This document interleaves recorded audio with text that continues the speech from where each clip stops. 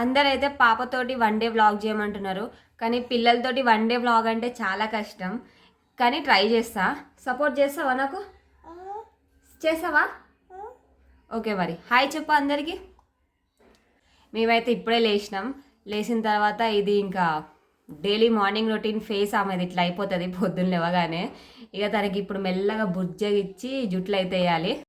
నేనైతే అన్నం పెడుతున్నా.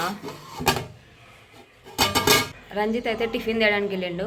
ఎందుకంటే మార్నింగ్ ఇప్పుడు కూర వండేంత ఓపిక నాకైతే అస్సలు లేదు. 6 months స్టార్ట్ అయింది కదా, కొంచెం బాడీలో చేంజెస్ అని రావడం వల్ల అసలు ఓపిక లేదు ఈరోజు. అందుకని ఫస్ట్ అయితే టిఫిన్ తీసుకురాపో, తిన్న తర్వాత మెల్లగా చేస్తా అని చెప్పిన. ఇగో ఇట్లా ఎత్తుకోనంటది. పాపకైతే 6 months ఉన్నప్పటి నుంచి అయితే తనకి బుక్స్ అలవాటు చేయించిండే. ఇంకా బుక్సే చూసుకుంటా తను టైంపాస్ చేస్తుంది. ప్రతి ఒక్క బుక్ కూడా తను మొత్తం అంతా క్లియర్గా చూస్తుంది. అట్లా అలవాటు చేయించిన కాబట్టి నాకు కూడా కొంచెం రిలీఫ్ ఉంది, ఎందుకంటే ఏం సతాయించకుండా. ఇంకా తన పని తను చేసుకుంటుంది, నా పని నేను చేసుకుంటూ ఉంటా. ఆడపిల్లలు అయితే డాడీ కావాలని అంటారు. నీకు మమ్మీ కావాలా డాడీ కావాలా? డాడీ కావాలా? మమ్మీ వద్దా? వద్దా మమ్మీ? వద్దా? మా పాపకి ఫ్రిడ్జ్ చూస్తే ఏమనిపిస్తుందేమో తెలియదు కానీ అది ఓపెన్ చేసిన ప్రతిసారి ఇట్లా మొక్కుతూనే ఉంటుంది. ఇంకా చార్మిక చంద్రముఖి అయ్యే టైం అయింది, ఎందుకంటే తనకు ఆకలి అవుతుంది. అందుకనే బనానా అయితే కట్ చేసి ఇచ్చిన. డైలీ ఇక తనకు మార్నింగ్ ఏదో ఒక ఫ్రూట్ ఇస్తూ ఉంటా. బనానా అన్నా, యాపిల్ అన్నా, లేదా డ్రై ఫ్రూట్స్ అన్నా తనకి ఇస్తూనే ఉంటా. అట్లా కొంచెం తిన్న తర్వాతనే ఇంకా తన ఆకలికి ఆగుతుంది. కొంచెం సేపు అయినాక రంజిత్ అయితే టిఫిన్ తీసుకొని వచ్చేసిండు మా కోసం. ఇక టిఫిన్ అయితే తినేసేయాలి. టిఫిన్ తిన్న తర్వాత ఇంకా మేము అన్నం వండుకోవాలి, కూర వండుకోవాలి. అన్నం అయితే వండినా కానీ ఇక కూర అయితే వండుకోవాలి నేను. మా పాపకి మేము చిన్నప్పటి నుంచి ఒకటే గుడ్ హ్యాబిట్ నేర్పించినాం. అదేంటంటే తన పేరు మీద ఒకటైతే కిడ్డీ బ్యాంక్ కొన్నాం. ఎవరు పైసలు ఇచ్చినా కూడా ఆ బ్యాంక్లో వేసుకోవడానికి. అందుకనే తను అందులో వేసేసుకుంటుంది. ఇక నేను కూర వండుకోవాలని చెప్పి పాపనైతే రంజిత్ తోటి బయటికి పంపిన. ఇక మార్నింగ్ టైం కదా, తనకు కూడా రిఫ్రెష్ ఉంటుంది. బయటికి పోతే ఎండ మంచిగా విటమిన్ డి దొరుకుతానైతే అయితే పాపని పొద్దున పంపిస్తూ ఉంటా. అప్పుడప్పుడు డైలీ పంపా, కానీ అప్పుడప్పుడే పంపిస్తా. పాపనైతే రంజిత్ తోటి బయటికి పంపించిండే.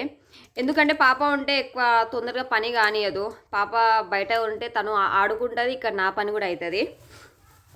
ఇంకా ఇదేంటంటే బ్లూటూత్ ఏంటంటే పాటలు పెట్టుకొని పని చేస్తాను అనుకోకండి. నాకు ఆఫీస్ కాల్స్ వస్తాయి, వర్క్ ఫ్రమ్ హోమ్ కదా. సో అట్లా అని చెప్పి ఇక బ్లూటూత్ పెట్టుకొని అక్కడ ఆఫీస్ కాల్స్, ఇక్కడ ఇంట్లో పని అయితే మేనేజ్ చేసుకుంటాను నేను డే మొత్తం. ఇప్పుడైతే నేను చిక్కుడుకాయ కూర వండుతున్నా. ఇక వండిన తర్వాత పాపకి స్నానం చేపిస్తే పడుకుంటుంది. పడుకున్న టైంలో ఇక నేను కూడా స్నానం చేసి నేను కూడా ఫ్రెష్ అప్ అవ్వాలి ఇంకా. కానీ నాకు ఒకటి అర్థమవుతలేదు, ఫస్ట్ ప్రెగ్నెన్సీలు ఉన్నప్పుడు ఫేస్ అంతా గ్లో ఉండే, ఇంత కూడా పింపుల్ లేకుండే, డార్క్ సర్కిల్ లేకుండే, మొత్తం క్లియర్ స్కిన్ ఉండే. ఈ సెకండ్ ప్రెగ్నెన్సీలా గ్లో అవ్వడం లేదు, చబ్బీ అవ్వడం లేదు, ఏం లేదు. ఎట్లున్నానో అట్లనే ఉంటున్నా. కాకపోతే బరువు పెరుగుతున్నా, కానీ కనిపిస్తలేదు బాడీలో బరువు పెరుగుతున్నట్టు, ఫేస్లో చేంజ్ వస్తున్నట్టు అస్సలు అనిపిస్తలేదు. అట్లనే ఉంటుంది ముఖం. ఇక ఫస్ట్ పాప కంటే మంచిగానే గ్లో అయింది, కొంచెం లడ్డుగా అయినా మంచిగా అయినా. కానీ సెకండ్ అప్పుడు ఎంత అంటే బక్కగానే కనిపిస్తున్నా. వెయిట్ పెరుగుతుంది కానీ బక్కగానే ఉన్నా. మరి అది ఎందుకు అవుతుందో కూడా నాకు కూడా తెలుస్తలేదు. డాక్టర్కి అడిగితే మాత్రం లేదు, బేబీ గ్రోత్ అయితే బాగానే ఉంది అనే చెప్తున్నారు. కానీ మరి నాది ఫేస్లో గ్లో లేదు, ఏం లేదు. అప్పుడు ఎట్లయితే ఎండిపోయిన చేప ఉన్నానో ఇప్పుడు కూడా అట్లనే ఉన్నా. ఇంకోటి ఏంటంటే 5th monthలో స్కానింగ్ చేయించుకుంటాం కదా, టిఫా స్కానింగ్. ఆ స్కాన్లో ఏమొచ్చిందంటే బేబీ ప్రెజెంటేషన్ ఏమో బ్రీచ్ ప్రెజెంటేషన్ అని వచ్చింది.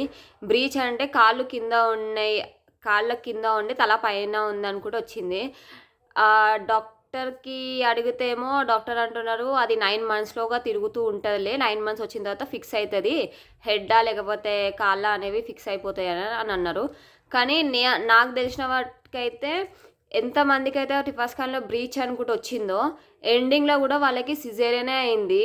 అంటే నా సర్కిల్లో తెలిసిన ఫ్రెండ్స్కి అందరికి అడిగితే కూడా బ్రీచ్ పొజిషన్ ఉన్న వాళ్ళందరిది లాస్ట్కి సిజేరియనే అయింది. ఇప్పుడు నాది కూడా బ్రీచ్ పొజిషనే వచ్చింది. నాకు అదే భయం అవుతుంది. ఇక అమ్మ ఎండింగ్లో నాది సీ సెక్షన్ అవుతుందా అని చెప్పి ఒకటి టెన్షన్ అనుకుంటే ఇంకొక టెన్షన్ పట్టుకుంది నాకైతే.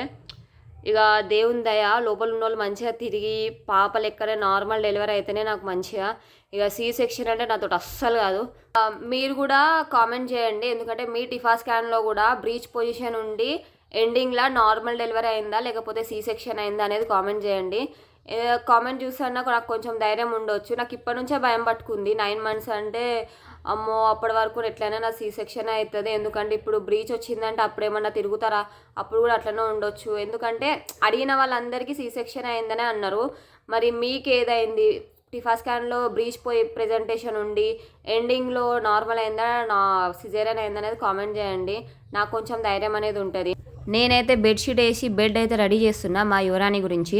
ఎందుకంటే ఇప్పుడు తను రాగానే తనకు స్నానం చేయించి పడుకోబెట్టాలి. అంతలోనే మా పాప అయితే రీ అనుకుంటే నా దగ్గరికి అయితే వచ్చేసింది. చూసినా మళ్ళీ బుక్సే పడుతుంది. ఎక్కువ అంటే తను బుక్స్ తోటి ఎక్కువ ఆడుతుంది. ఎందుకంటే బుక్స్ లోపల మంచిగా బొమ్మలు ఉంటాయి కదా, అవి చూసుకుంటా టైంపాస్ చేస్తుంది. అర్ధగంట చదువుతుంది ఆ బుక్. ఏం అర్థమవుతుందో ఏమో కానీ అర్ధగంట చదువుకుంటుంది.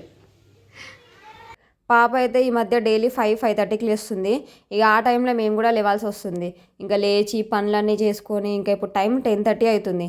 తను పడుకుంటేనే ఇప్పుడు నాకు కూడా కొంచెం ఫ్రెష్ అప్ అయి తినడానికైతే ఉంటుంది.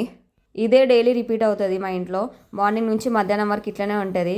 మీరు అడిగిరు కాబట్టి నేనైతే మీ గురించి అయితే బ్లాగ్ తీసిన. మర్చిపోకండి, మీది బ్రీచ్ పొజిషన్ ఉంటే కామెంట్ చేయండి ఏమైందనేది.